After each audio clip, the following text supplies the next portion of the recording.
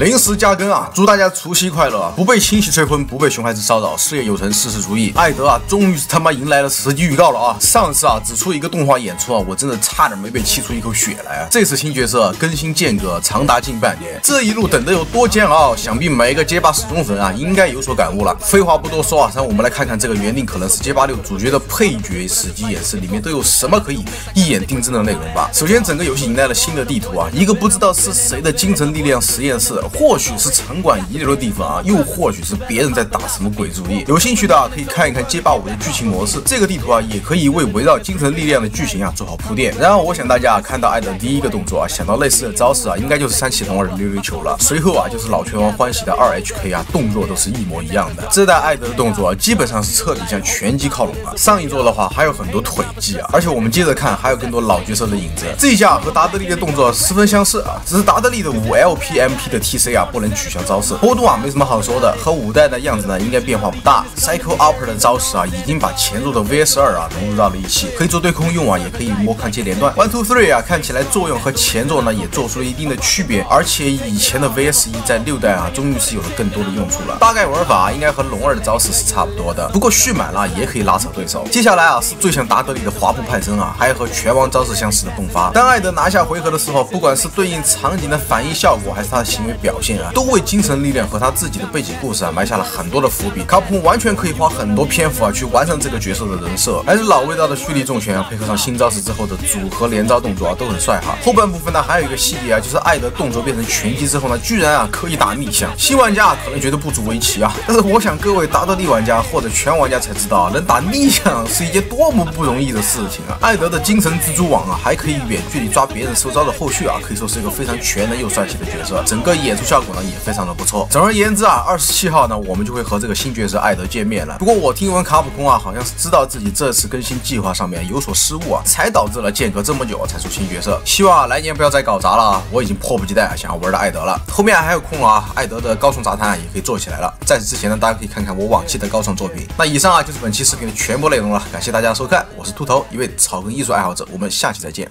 ，Adios。